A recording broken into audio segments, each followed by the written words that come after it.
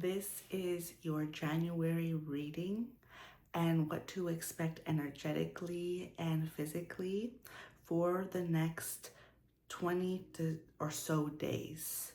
I am posting this close to the 111 portal because the 111 portal, in addition to the earlier January 3rd full moon, was a super amplifier. So the 111 portal for you is about overall expansion of self. How can you lead yourself to expansion? What hobbies can you start or begin to pick up again that will allow for deeper insight? For example, if there are hobbies that you do that surround silence and going within and spending time with yourself, this is a really wonderful time to talk about with yourself, talk about what you can continue to grow on, and how is it that you can be more kind to the pace of life currently. Because right now sometimes there is impatience around, well, I want this to happen already. Well, that sometimes creates frustration and also being unkind with ourselves, because if we just worked harder, we would have gotten this thing, quote unquote, already. This is about learning to sit in the unknown before all of the blessings continue to occur, because of the fire element of the next decade, because this marks the very beginning of the fire element ruling the next 10 years.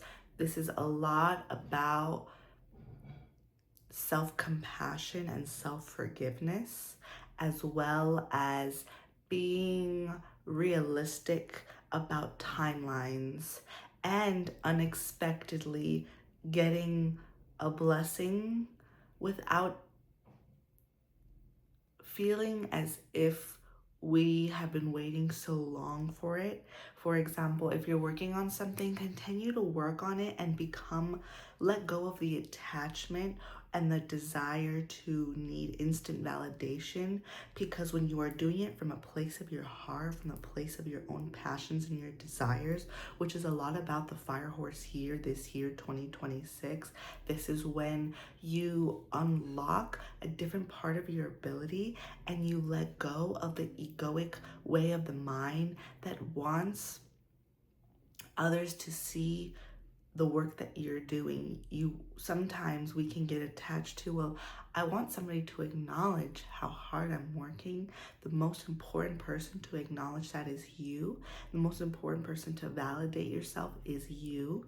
So those are important aspects of this year, in the beginning of January, as well as the 111 portal. The 111 portal, I am currently going to do an in-person channeling event where I'm connecting to a star civilization called the Mintakans. And Mintakan is part of the Orion's Belt, and it is a starseed collective. And that starseed collective talks a lot about the ways of the mind, how we can understand that our mind and our thoughts are not only our strength, but they are our weakness. Because when we think about negative scenarios, for example, if you're somebody who thinks about, well, this might happen, so I have to prepare for it, or what if this person says something and I have to know what to say, oftentimes we are creating more negative energy towards something that will most likely not occur. And if something that is not occurring the way we would like it to, it's not going to occur the way that we had expected it. So this is a lot about the Mintakans talk a lot about releasing expectation and knowing your mind. Knowing your mind comes from separating yourself from the relation you have with others.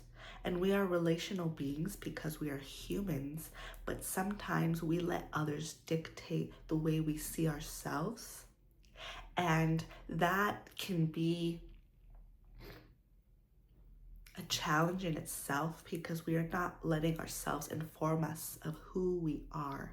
So, how can we gain more knowledge and wisdom about ourselves from ourselves? Because often the way others perceive us isn't always in touch with who we are, and we are trying to live to their expectations, to others' expectations, rather than our own. And even the word expectation, how can you have less expectation and more intention?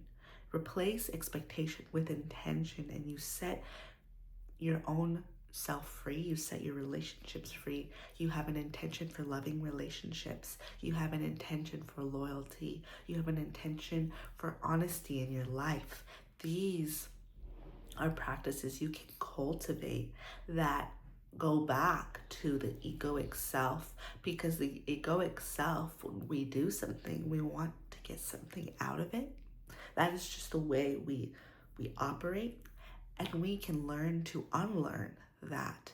And this also goes into January and what we can invite in for January, because January, instead of it being more of a setting our seeds into the ground, we've already set those seeds last year. So we are just continuing to water them, and there are multiple sprouts sprouting in our garden. And January is also about financial alignment. Where do you want to align yourself financially this year? And how can you put that out into the universe with your words instead of talking about what you don't have? Simply either saying nothing or focusing on what you do have, and understanding that the majority of us have more than so much of the population, than so much of certain populations. And when we can focus on the water and the bed and the clothes that we have, we can feel abundant, we can feel rich. And January is a time of overall, what do you want to align with? Who can be choosy about who you surround yourself with, because that sets a tone for the rest of the year and the rest of your relationships. If there is opportunity for you to be in relationship with certain people that you aren't really connecting with, be honest with yourself and just tell them, not at this time, maybe in the future. But this is also a time where you will be offered more visibility, meaning people are going to see you as you truly are in your true nature, as opposed to the falsehood of trying to be somebody that you're not. And this goes into the January 18th new moon, which is towards the end of Capricorn and slowly going into Aquarius. The Capricorn energy is a lot about courage and going back to the theme of fire, as well as knowing the parts of you that want to hide at times, and being into a new era of almost exposure therapy. And I want people to see me this way. I want to show people my weird side or my odd side. And I want to be more comfortable being uncomfortable. And for those people who aren't sharing interests of mine, I still want to be true to myself, because then I show them that it is safe and it is okay to be me, and in turn to be themselves. So there is a large theme around not necessarily identity, but identity vulnerability. What parts of yourself are you showing this January? And this leads me also into certain colors you can work with, particularly around food. I'd recommend a lot of foods that come from the ground, like root vegetables as well. And the reason why is because you are going to want to ground their energy, because there's going to be a lot coming from the above for you, and you're going to want to anchor that by incorporating more root vegetables, as well as two essential oils I can recommend that you work with is one is, I'm getting the word, dandelion, either essential oil or tea, as well as bay leaves, burning bay leaves around this time. Bay leaves is not necessarily, retract what I said about essential oils. I mean more plants you can work with. Bay leaves is a really good one to burn in January because it boosts one, vitality and energy, but also just overall wealth and abundance consciousness. So that's a really wonderful plant to work with, as well as even incorporating it in your soups. A lot of people do their stews and their soups, as well as certain crystals I have to recommend for this time. Number one being citrine. Citrine is a beautiful stone to work with during this time.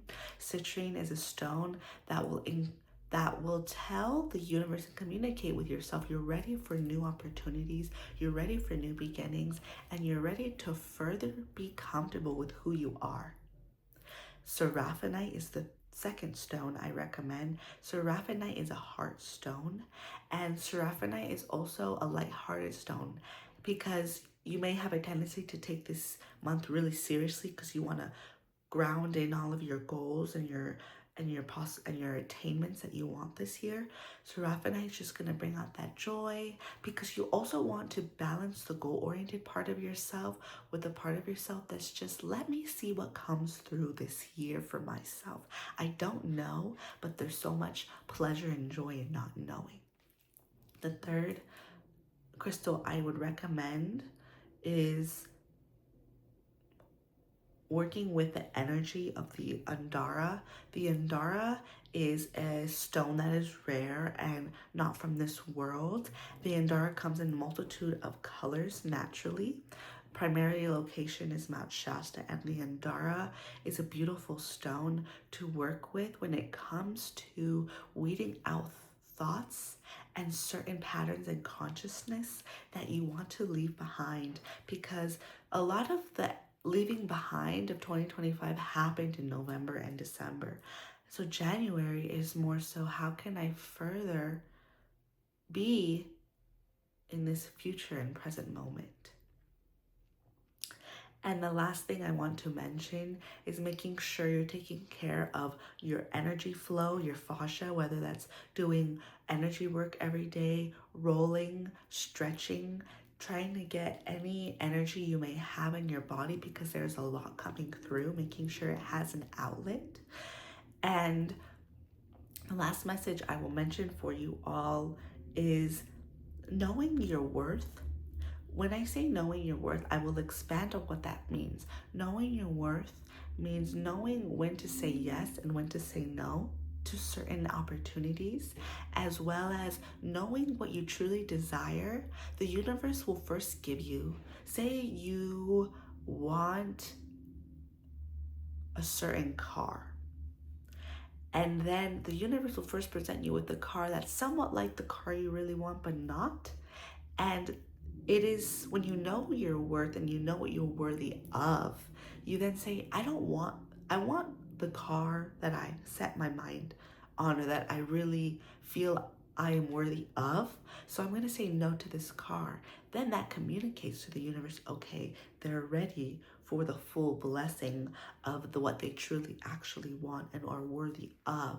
And so sometimes that is also with people. Sometimes we want a certain kind of relationship, and then we get presented with an okay relationship, or a relationship that has some parts we want but a lot of parts we don't want. But for sometimes we find ourselves saying yes, and we're like, why? We end up creating scenarios that are not in our best interests. So when we understand what we are worthy of, we say, no, that is not the relationship I would like for myself. I am willing to wait and know that I am worthy of what I asked for and what I put my intentions for. So there is the idea of not settling, not being so quick to settle and not being so quick to make decisions this month, and taking your time exploring all of these avenues and possibilities and understanding that you are worthy of whatever you desire in this lifetime. I'm sending so much blessings and love to you for this January month. I hope that this rest of your month is beautiful, expansive, and wonderful.